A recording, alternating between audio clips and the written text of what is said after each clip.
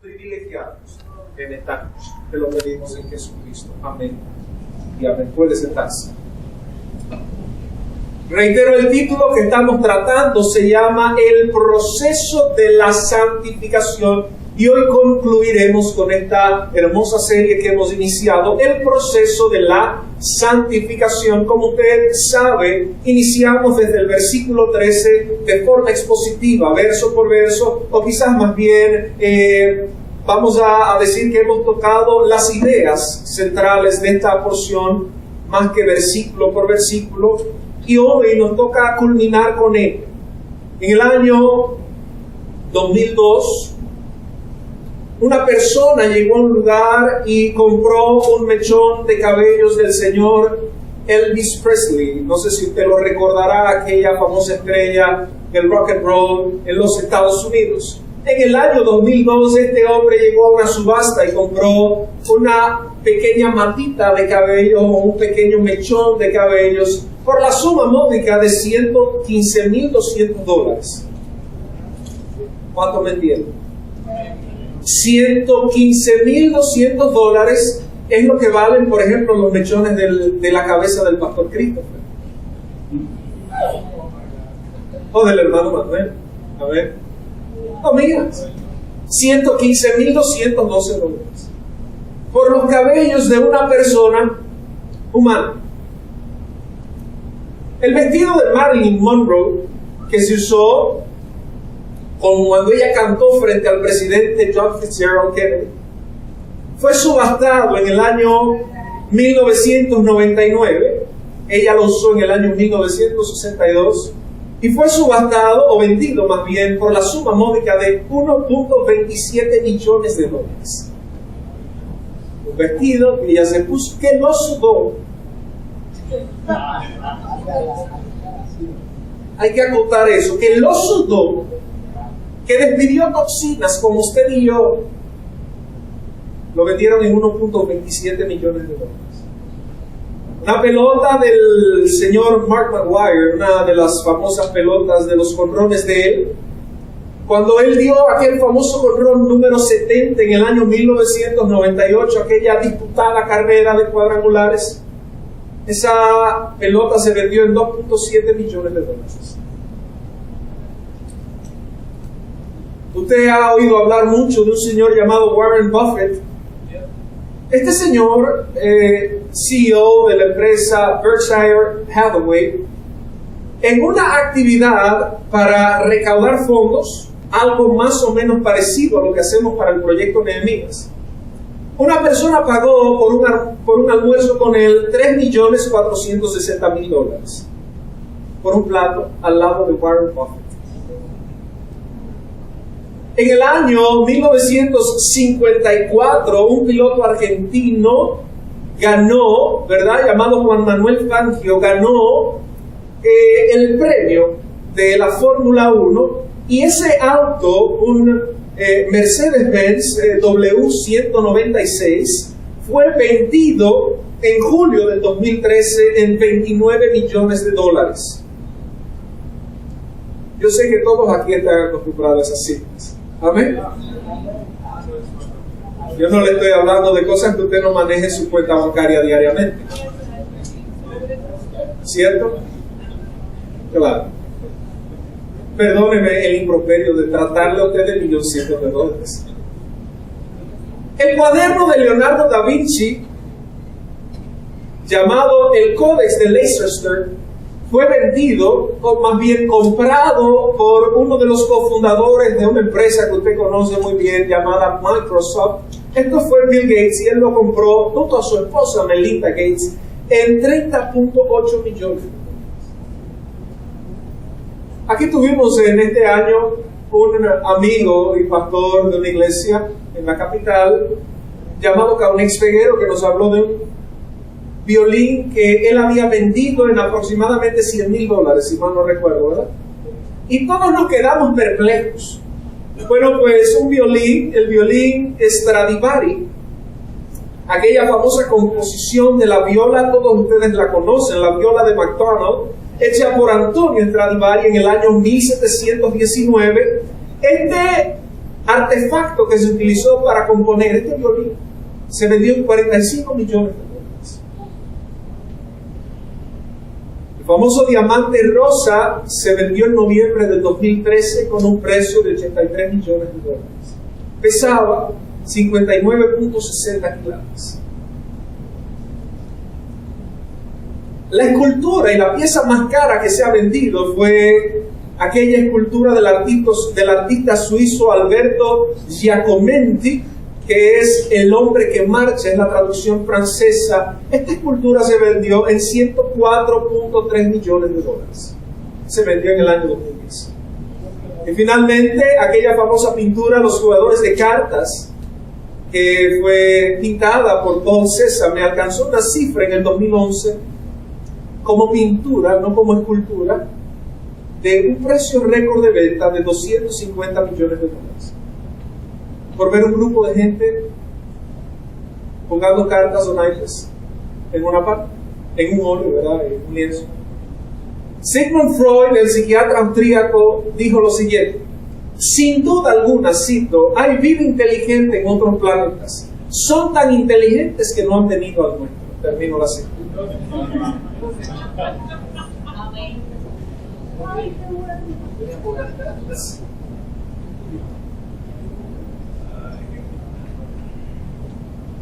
Pienso que estaba muy acertado cuando hizo esta afirmación de que son tan inteligentes. Hay vida inteligente en otro planeta. Claro, no han venido al planeta Tierra, son inteligentísimos.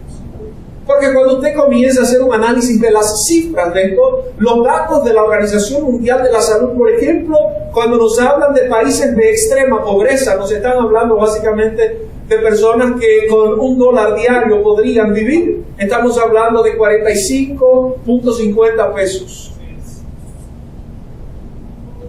Entonces tiene sentido la afirmación freudiana de que nosotros actuamos y nos comportamos como torpes, como personas no inteligentes ni racionales. Esto me lleva a mi primer encabezado de esta noche, que el mismo texto me lo regala. Dice el verso 18, sabiendo, de 1 Pedro capítulo 1, sabiendo que fuisteis rescatados de vuestra vana manera de vivir, la cual recibisteis, 1 Pedro 1, 18, la cual recibisteis de vuestros padres, no con cosas corruptibles como oro o plata. Entonces mi primer encabezado de esta noche se llama un precio extremadamente caro. Y es que justamente cuando usted comienza a aquilatar, comienza a sopesar las cosas, una de las que nosotros deberíamos llevar en constante sopesación, en constante entendimiento, en constante evaluación, es el tema de quién es Jesús para nosotros. Parecería un acto simple, un enunciado simple, pero más bien lo dijo Francisco de Asís, cito, predica, y si es necesario, habla. Termino la cita. Cuando hablamos de esto, estamos hablando de una vida que predique con su ejemplo, no con sus palabras. Nos damos cuenta, queridos hermanos, que estamos frente a un dilema de aquilatación de las cosas. ¿Cuánto vale para usted lo más caro que usted tiene? De hecho, no todos sabemos descifrar exactamente qué es lo más preciado para nosotros. Hay gente, que podría ser enunciado como estos. Hay gente que podría decir, lo más caro para mí es mi familia. Y no necesariamente decirlo genuinamente desde su corazón. ¿Me sigue? Son los hechos que van a demostrar claramente que su familia es lo más importante para usted. No son los enunciados políticos que nos hacen quedar bien frente a los demás. No, Cristo es lo más importante para mí. ¿Cómo están hablando tus acciones acerca de Cristo? Se supone que en el proceso de aquilatar, si un mechón de cabello de una persona es pasible de ser vendido por casi $116,000, ¿cuánto vale la sangre de Cristo para nosotros? ¿Cuál es el efecto de lo uno y el efecto de lo otro? Usted dirá, prácticamente es algo patológico que una persona conciba comprar un bien de ese tipo. Sin embargo, yo podría ser un poco más preciso y más agudo Y podría decir que es patológico para un creyente poner a un lado la sangre de Cristo por las licencias que nos damos. ¿Cuántos dicen amén?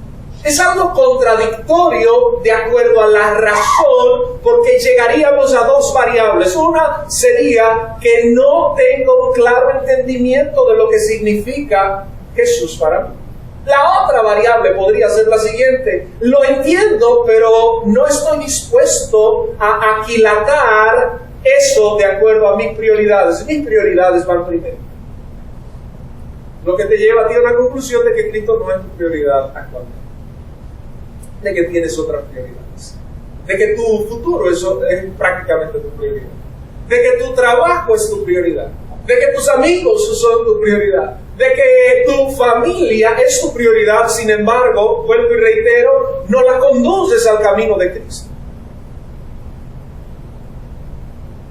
El apóstol Pedro hace una salvedad categórica y monumental.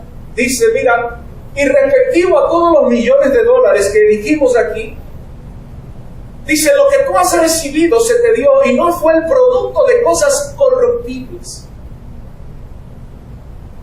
No fue el producto de cosas corruptibles, como oro o plata. Dice el versículo 19, acompáñenme por favor. Versículo 19 dice, si no, ¿cómo dice ahí? Con la sangre preciosa de Cristo. Y usted podría decir, para mí es más importante el oro y la plata que aquella sangre derramada en la cruz. O podría llegar a esta conclusión, no, la sangre de Cristo lavó mi ser. Y se va en canciones.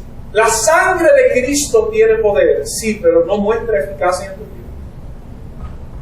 Porque tus acciones van a ser coherentes con la aquilatación. Cuando dices, yo valoro algo, debes dar un testimonio de la valía que le das a eso. Y debes estar dispuesto a pagar el precio por lo que ese bien o esa persona vale. En el proceso de la santidad, una de las cosas que nos vamos a dar cuenta es que nuestras prioridades muchas veces han estado camuflajeadas bajo una actitud farisaica e hipócrita, pero no genuinamente piadosos. No cristianos con un compromiso genuino con el Dios que derramó su sangre en el Calvario. Guardamos muy bien las formas. En el culto levantamos las manos. Tenemos posturas teológicas muchas veces bien aceptadas. Sin embargo, caemos en grandes contradicciones y problemas en nuestra vida. Caemos en dilemas éticos en nuestra vida. ¿A dónde llegaremos con ese tipo de predicamentos? No se olvide, por favor, de la frase del psiquiatra austríaco. Los extraterrestres son tan inteligentes que no vienen a la Tierra. Porque en la conducta humana nosotros demostramos, escuché una expresión muy coloquial hoy esta mañana en un lugar donde estaba un conpueblano, una persona con un léxico bien de pueblo, dice, la verdad es que esa es una yegua con ropa.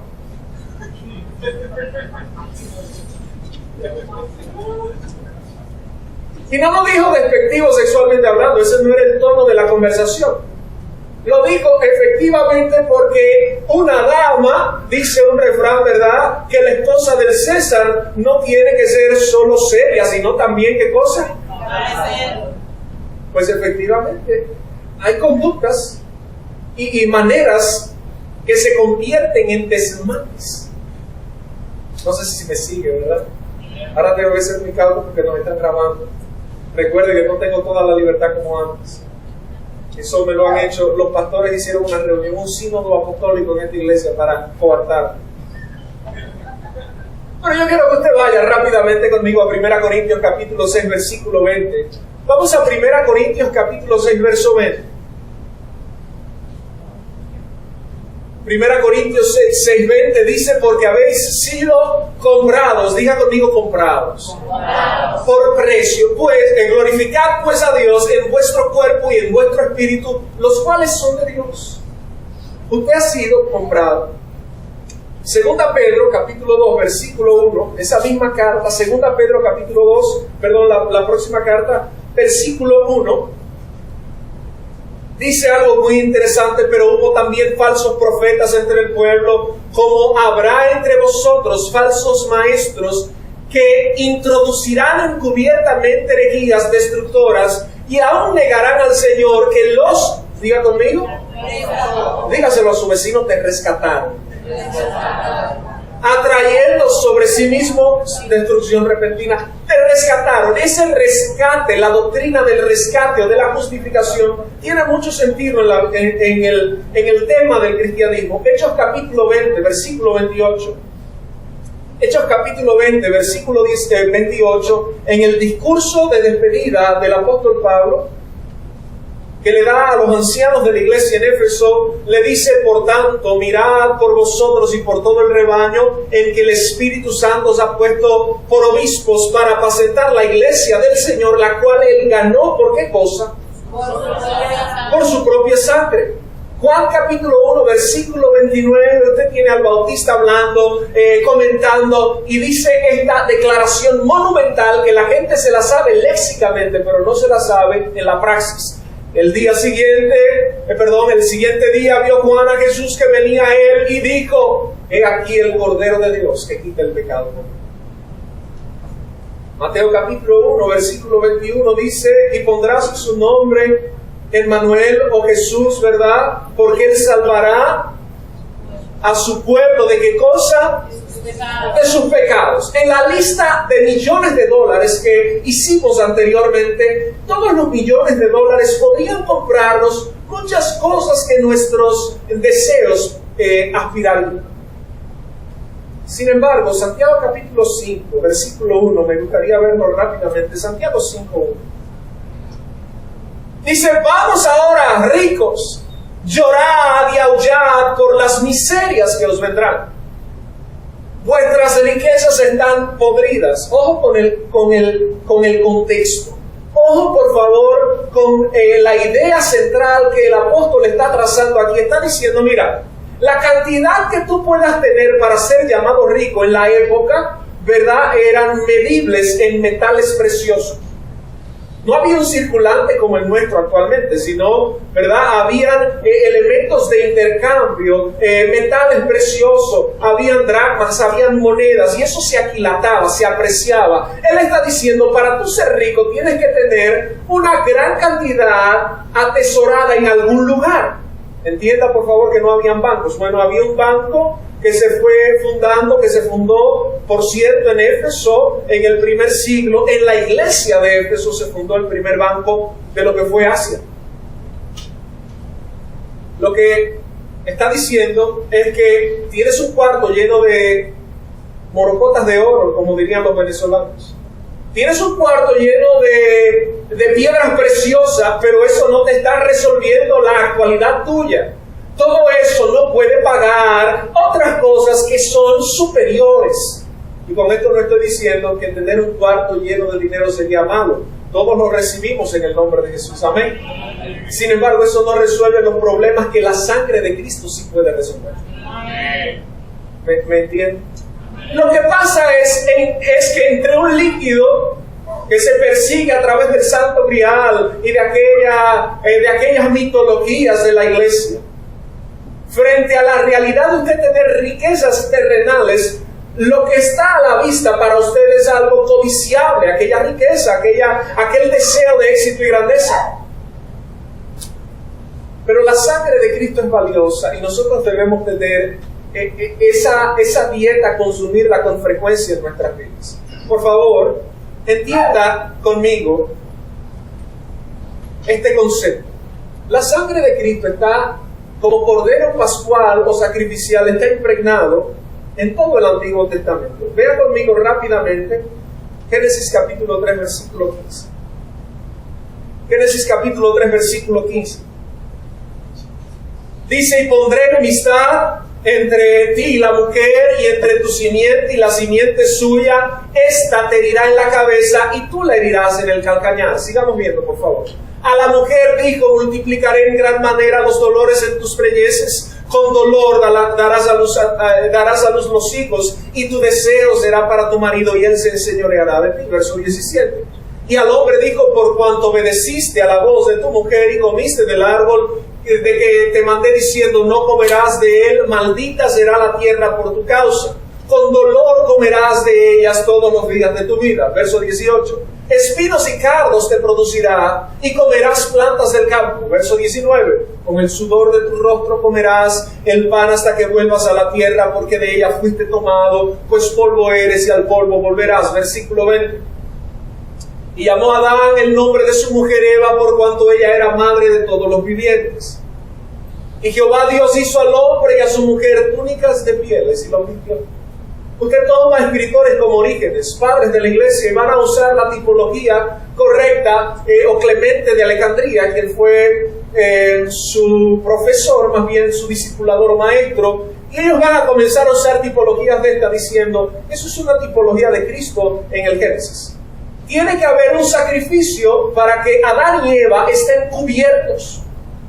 Pero esto sería calar demasiado, y no tenemos todo el tiempo para comenzar a ver todas estas tipificaciones. Sin embargo, 430 años después, nos vamos a topar con el Éxodo. Y a mí me impresiona ver esto, porque nosotros actuamos en desmedro de la sangre de Cristo, y actuamos a favor de muchas licencias, o de períodos, como le llamaría un profesor que tengo actualmente, períodos intersticiales, es decir, esos espacios que nosotros nos damos y son como intersticios donde usted no hay muchas explicaciones, no hay mucha razón, son períodos, son elementos, y claro, todos lidiamos con estos períodos, pero por favor, vamos a ir a Éxodo, capítulo 12, versículo 21, para que usted vaya tomándole un poco más de pulso a esto que yo quiero plantearle en esta noche. Y Moisés convocó a todos los ancianos de Israel y les dijo: sacad y tomaos corderos por vuestras familias y sacrificad la Pascua. Recuerde el enunciado de Juan: he aquí el Cordero de Dios. ¿Qué cosa? El pecado del mundo. Juan está claramente convicto del precepto antiguo testamentario, que era lo que existía hasta el momento. Y hace una tipología clara, y es Juan que dice: mira, el Cordero de la Pascua es ese que está frente a ti. He aquí el Cordero de Dios que quita el pecado del mundo. Fíjese que no dice que da esposos ni esposas. Amén. No es el que dice que da salud, sino que quita. No es malo orar por un esposo o por una esposa. No es malo orar por la salud. La Biblia nos da espacio para todo eso. Sin embargo, el propósito de Dios es un poco más transversal que... Versículo 22. Y tomad un manojo de hisopo y mojadlo, ¿cómo dice ahí? Diga conmigo: en la sangre, que estará en un lebrillo, y untad el dintel y los dos postes con la sangre que estará en el lebrillo, y ninguno de vosotros salga de las puertas de su casa hasta la mañana. Verso 23. Porque Jehová pasará. ¿Quién iba a pasar? Jehová. No fue el enemigo, como muchos han querido plantear, el ángel de la muerte. Mire cómo literalmente, porque el yo soy, que es la traducción más correcta, porque aquel que es extemporáneo al tiempo, paradójicamente, ¿verdad? Aquel que el tiempo no lo puede medir, va a pasar hiriendo a los egipcios. Pero cuando él vea la sangre en el dintel y en los dos postes, pasará Jehová a aquella puerta y no dejará entrar al heridor en vuestras casas para herir. Dios estaba administrando el proceso de la matanza de los primogénitos.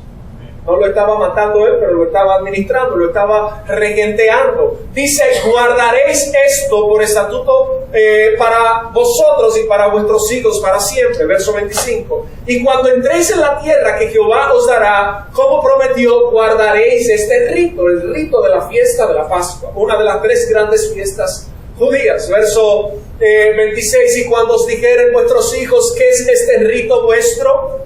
Vosotros responderéis: es la víctima de la Pascua de Jehová, el cual pasó por encima de las casas de los hijos de Israel en Egipto, cuando hirió a los egipcios y libró nuestras casas, entonces el pueblo, ¿qué cosa? Esto tiene un gran y profundo significado en la vida de cada creyente. Es que saber, por favor entienda el trasfondo. Aunque el texto nos habla de que los egipcios, muchos de los judíos, no actuaron prudentemente y no le pusieron la sangre al dintel de sus puertas, porque parecía, como en toda generación, una osadía y un acto de locos. Ahí están estos orando, ahí están estos, mira con lo que se le cogió ahora, con ponerle sangre, y dentro de la cultura egipcia, esto era algo muy interesante porque los egipcios eran personas muy místicas, tenían un panteón de dioses enormes y es una de las civilizaciones más ricas de la historia. Yo me imagino la concepción de los egipcios viendo a este grupo de personas. El dios de ellos en ese tiempo, muy posiblemente ya en la época dinástica, era el dios Horus. Y ellos decían, tenemos nuestros dioses.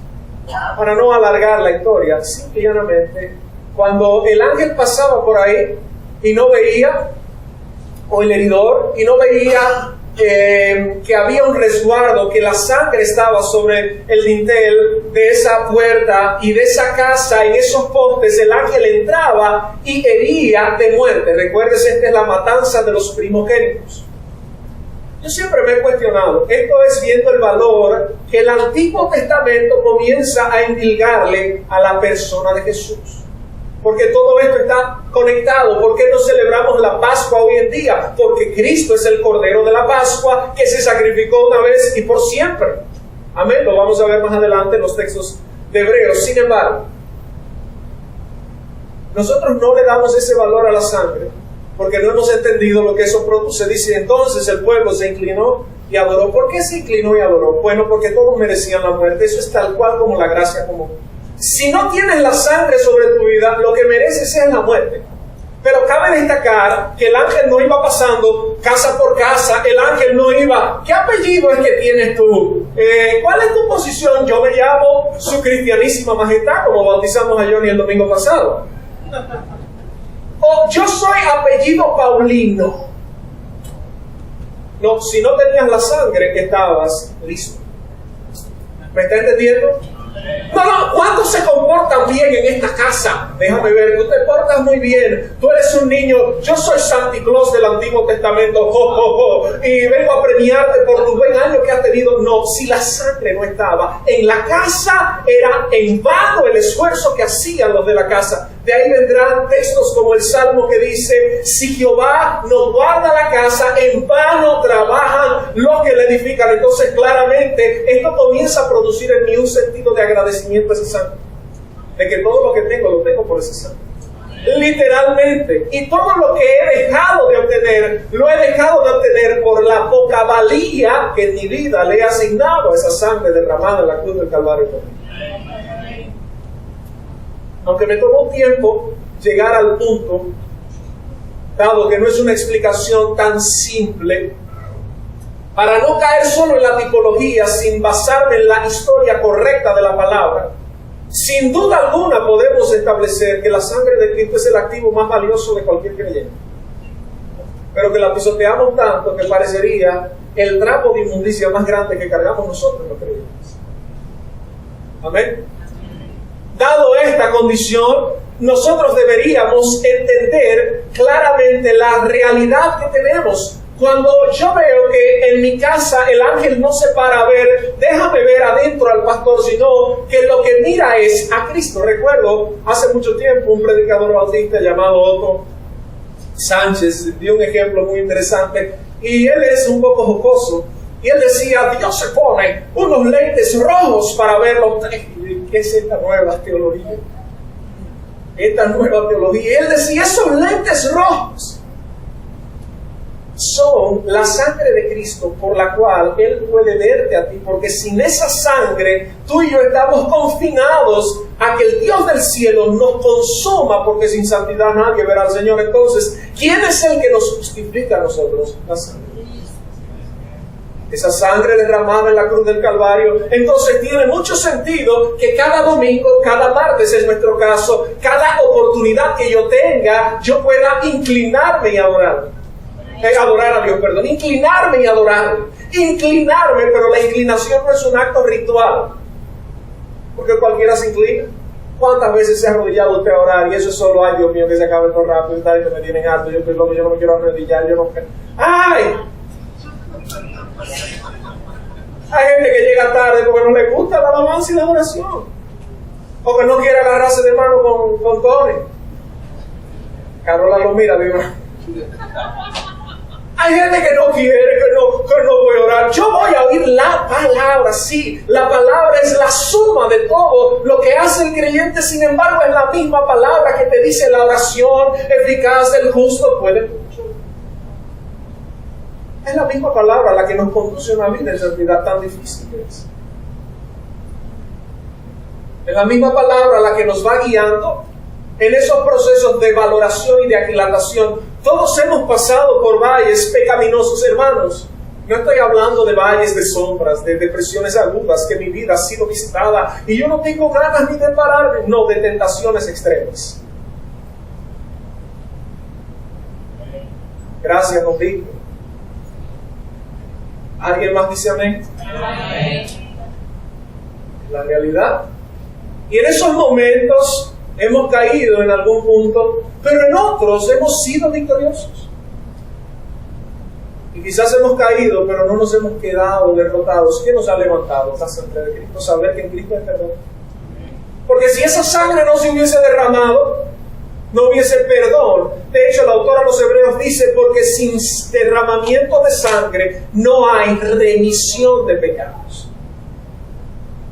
Si no se mataba ese cordero, y la práctica era la siguiente: había un cordero que era expiado por el pueblo y había otro cordero que lo echaban los sacerdotes, que ese cordero, según ellos, cargaba todo el pecado y todas las maldiciones del pueblo.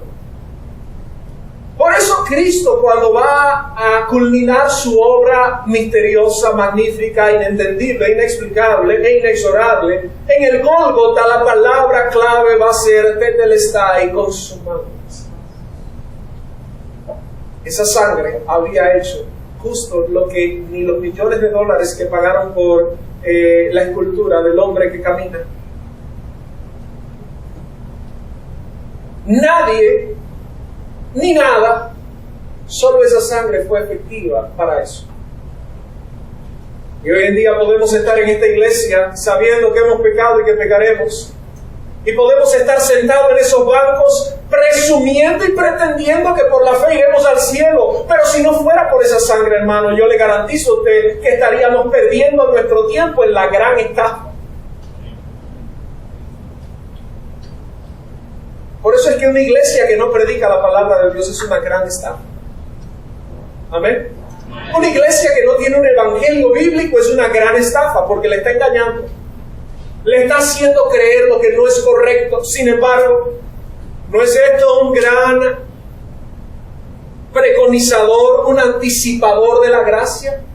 Esto no anunciaba que la salvación no se trataba de apellidos, ni de abolenos, ni de alcurnia, ni de cuánto oro tú tienes en tu cuarto de ahorro, ni de qué apellido, de qué faraón tú vienes, o de qué dinastía, de si eres de la dinastía de Narmer, de cuál dinastía eres, o posiblemente tú eres de cuál grupo de los egipcios.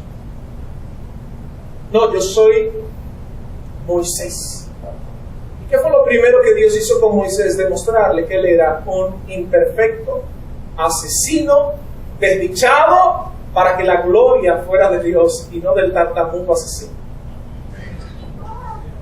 ¿Y qué hace Dios con el tartamudo asesino? Lo convierte en un hombre director de millones de personas, para que la gloria sea de él. Tenemos este tesoro en vasos de barro, como dice 2 Corintios capítulo 4, versos 7 en adelante, para que la excelencia no sea nuestra, sino de Él.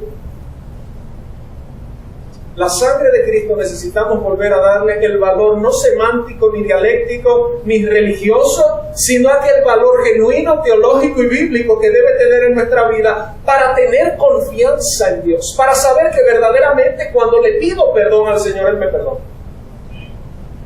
Para saber que cuando entro por el umbral de la iglesia, aunque me acuse mi razonamiento o me acuse cualquier elemento o hasta el acusador quiera venir a decirme qué haces adorando, puedes invocar la sangre de Jesucristo. Sin embargo, esa misma sangre va a clamar contra ti como clamó contra Caín. ¿Entiendes? Esa misma sangre es la que te va a decir cuando tú creas que ya no hay vida, bueno, esa sangre tiene boca. Y esa sangre va a comenzar, es como decía T.D. Jakes en un mensaje muy carismático que él predicó hace muchos años, que se llamaba a sí mismo la sangre, bastante metafórico y bastante tipológico, pero él decía y hacía un comentario sobre el tema de Caín y decía qué preciso y qué interesante que Caín creía que se había salido con la suya. No había muchos habitantes de lo que presuponemos, no sabemos con exactitud. Todo eso es pura especulación. Lo que sí parece es que ellos estaban solos y que Caín mató a Abel y quien había visto nadie. Sin embargo, una sangre que estaba vertida allí en el suelo, irrecogible, irremediable. Esa sangre dice: he oído el clamor de la sangre, he oído a Abel. La sangre, dice literalmente Génesis 4, de Abel testifica. Esa misma sangre que nos levanta, es esa misma sangre que diariamente nos dice: tienes que vivir esa vida. Por lo cual debemos inclinarnos y adorar al Señor, porque tenemos libertad para adorarle, pero libertad no la tenemos para pecar. Podemos pecar, pero no bajo un acto de libertad. Pecaremos pues para que sobreabunde la gracia. Romanos capítulo 6, como dice, en ninguna manera. Dígaselo a su vecino: en ninguna manera. Dígaselo de nuevo: en ninguna manera. Hebreos capítulo 9, versículo 6 nos dice algo hermoso y maravilloso. Hebreos 9, 6 dice: y así dispuestas estas cosas, hablando del antiguo pacto, dice: en la primera parte del tabernáculo entran los sacerdotes continuamente para cumplir los oficios del culto. Verso 7. Pero en la segunda parte, solo el sumo sacerdote, una vez al año, no sin sangre, la cual ofrece por sí mismo y por los pecados de ignorancia del pueblo. Verso 8. Dando el Espíritu Santo a entender con esto que aún no se había manifestado el camino al lugar santísimo, entre tanto que la primera parte del tabernáculo estuviese en pie. Verso 9. Lo cual es símbolo para el tiempo presente, según el cual se presentan ofrendas y sacrificios que no pueden hacer perfectos papá. Se lo puedo decir de una forma más altruista. Hermano, por más que tú hagas, no vas a poder remediar tu pecado. Si no abrazas la sangre de Cristo y su valor en tu vida, vas a vivir una vida cristiana en Él. Vas a vivir también una vida cristiana engañado. Vas a vivir una quimera que no es correcta. En cuanto a la conciencia, al que practica ese culto, verso 10,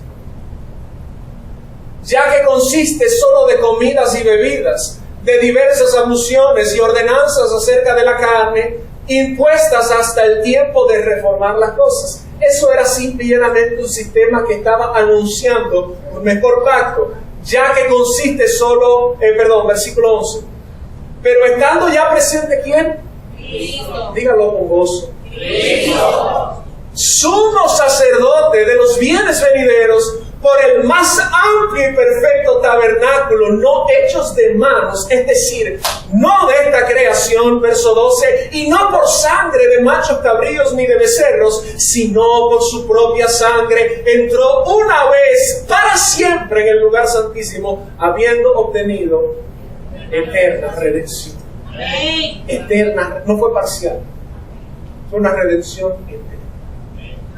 Entonces ese líquido vertido fue y ha sido y será el que nos garantiza a nosotros que cuando morimos en Cristo podemos abrir nuestros ojos frente a Cristo. que cuando estamos en pecado podemos clamar a ese Dios y buen Padre y decir: Señor, en tus manos encomiendo. Perdóname, Padre, he pecado contra el cielo y contra ti. No es un acto religioso. Usted no se ha dado cuenta de cuando la gente tiene problemas, clama a Dios y usa toda la baratela religiosa, Ave María, yo no me la sé bien, el Padre nuestro que está en los cielos, santificado sea tu nombre. Y el Padre santísimo Dios, excelso Señor. Tú que moras en las alturas, como que Dios se sorprende de tu léxico, de la forma y de la gravedad y del tono que le imprimamos a las cosas. No. Todo eso es basura. Todo eso es pasajero. Todo eso es pura migaja. La verdad es que debemos dar gracias a Dios por la realidad del sacrificio de Cristo. Porque la gente se escuda en la religión para muchas cosas. ¿Me entienden? El creyente, y claro, miren que de forma sutil se infiere, versículo 11, algo que yo le llamo el callarse la conciencia. Aunque el texto no ha salido a decir eso, versículo 10, perdón, el texto no ha salido a decir eso, lo que dice el verso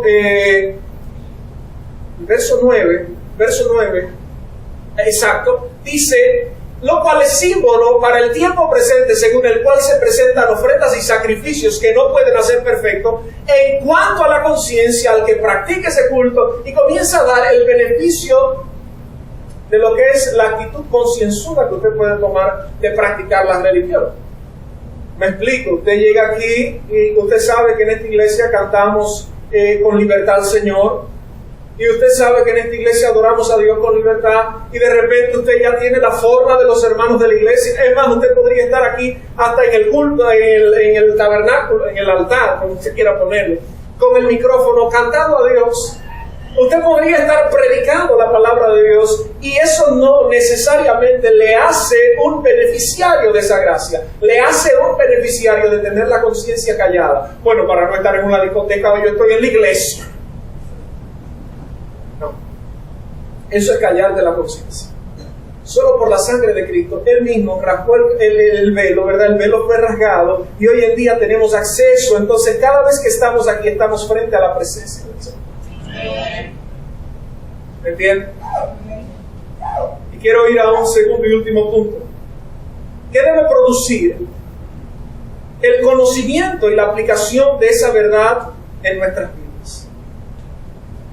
El apóstol, en el versículo 21 dice, apóstol Pedro, capítulo 1, verso 21,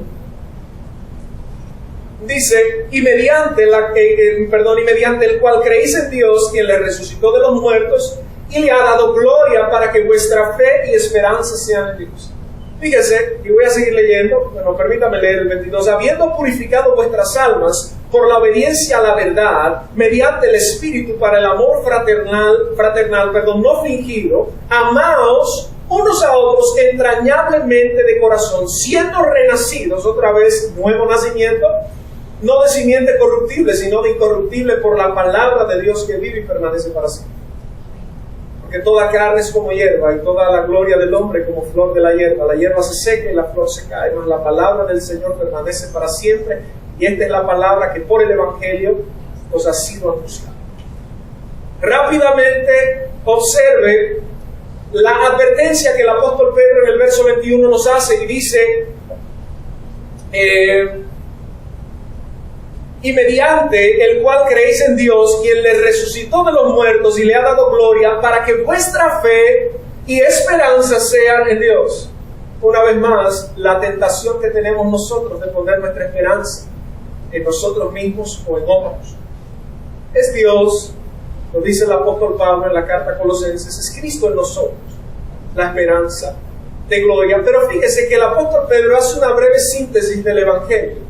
Dice que le resucitó de los muertos, que le ha dado gloria, para que la fe y la esperanza sean en Dios. Versículo 22. Dice: habiendo purificado vuestras almas por la obediencia a la palabra mediante el Espíritu, para que el amor fraternal no fingido, amados unos a otros entrañablemente de corazón puro. Bueno, esta declaración que hace el apóstol Pedro me lleva a 4 tópicos breves que el comentarista Adam Clark nos regala en su comentario sobre la epístola de Pedro.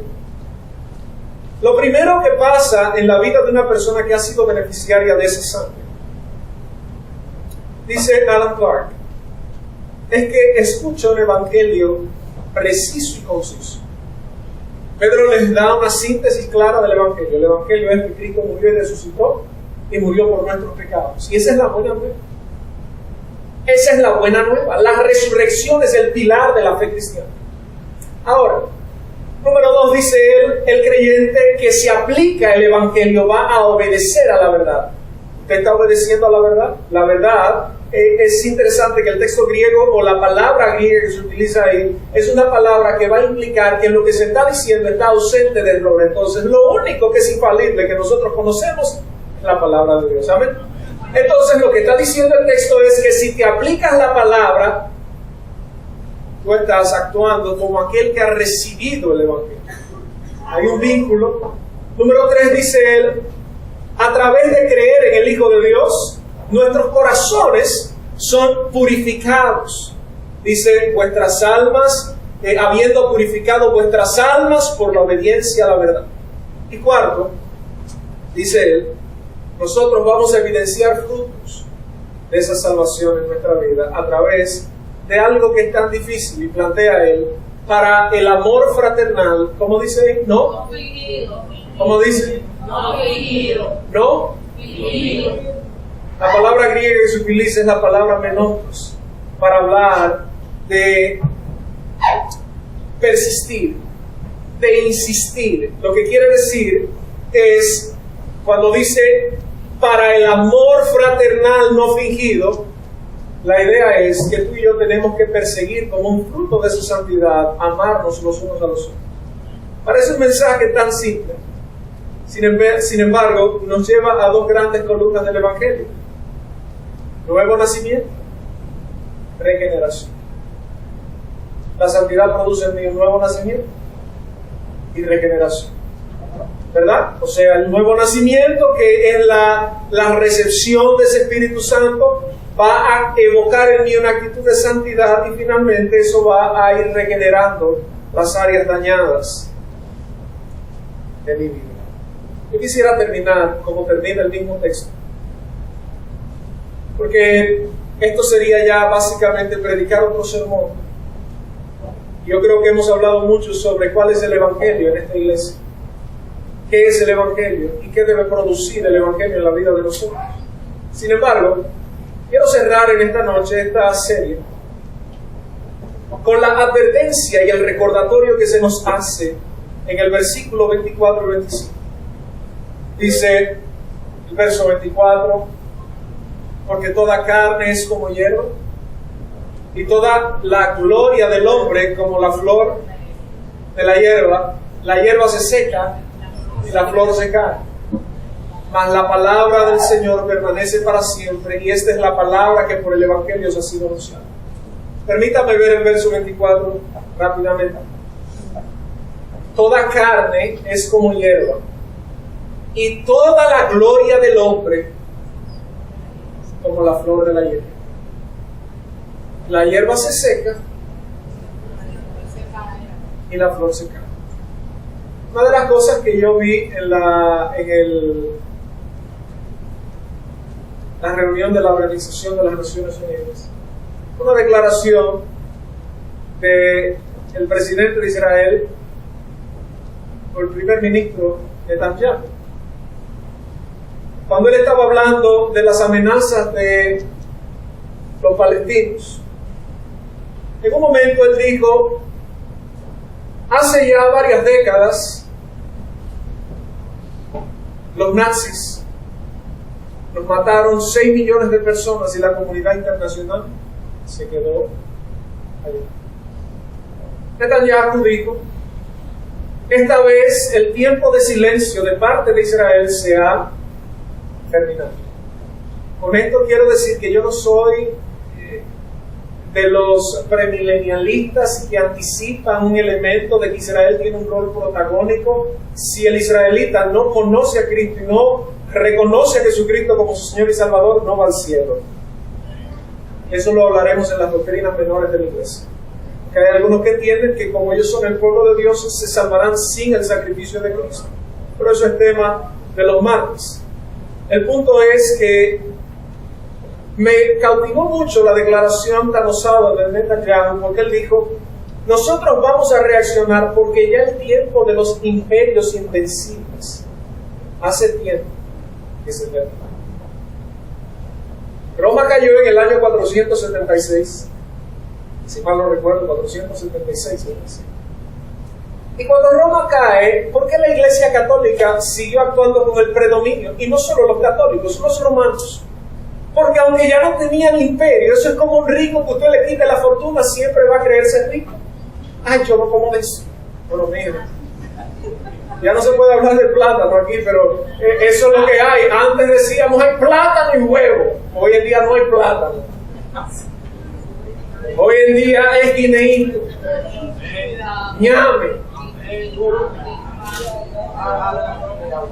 Habrá un día que es agua con sal.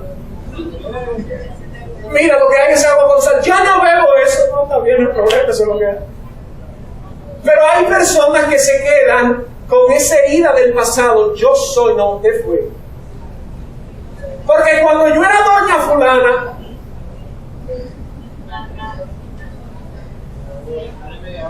no, porque el ministro, yo soy ministro de bueno, eso no usted. No, usted fue. Y lo que es no necesariamente es el producto de lo que fue.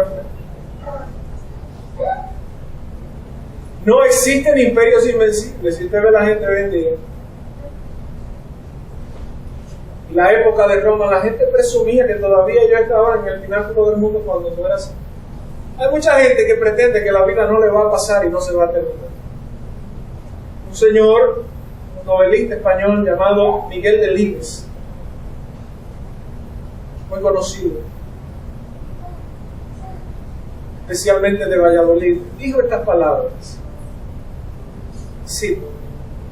Al palpar la cercanía de la muerte, vuelves los ojos a tu interior y no encuentras más que banalidad. Porque los vivos, comparados con los muertos, resultamos insoportablemente banales. Termino la cita. Permítame leerla de nuevo. Sí, al palpar la cercanía de la muerte, vuelves los ojos a tu interior y no encuentras más que banalidad. Porque los vivos, comparados con los muertos, resultamos insoportablemente banales. Termino la cita.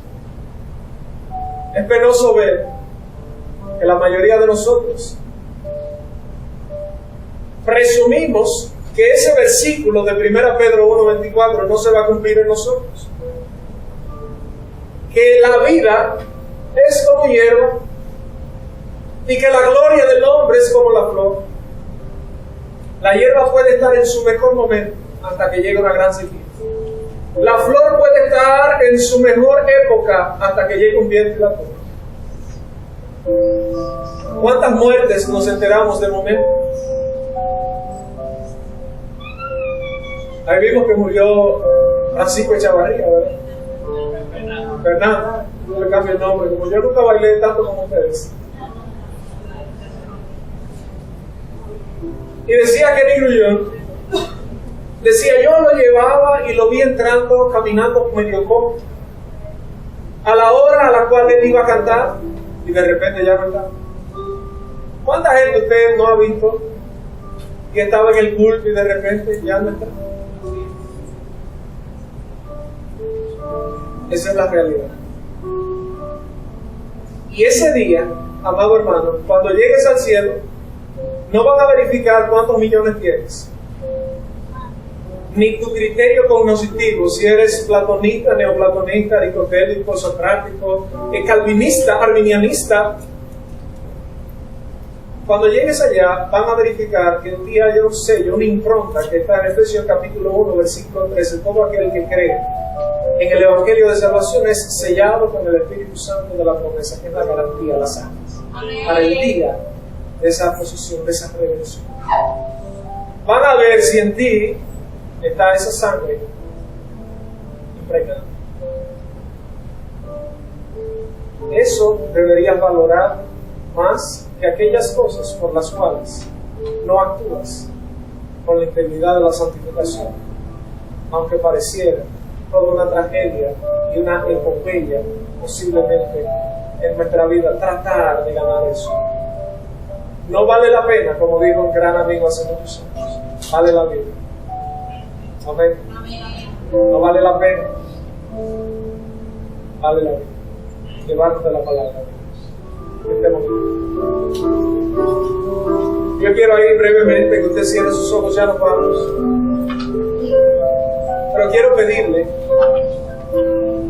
a todo aquel que está aquí en esta hora que todavía no conoce al Señor o no le ha entregado su corazón al Señor, si tú has venido hoy por primera, segunda, tercera o cuarta vez y estas palabras han perfundido, han perforado tu corazón y tú sabes que Dios está hablando contigo, que está tratando contigo precisamente. Que Dios está tratando contigo, te está diciendo, lo importante en la vida es ser portador de la sangre de Cristo. Quiero invitarte a que ahí donde estás en tu asiento, si de corazón te interesaría darle esa oportunidad al Señor, que claro está, no es que tú se la vayas a dar, es que Él te la está dando a ti.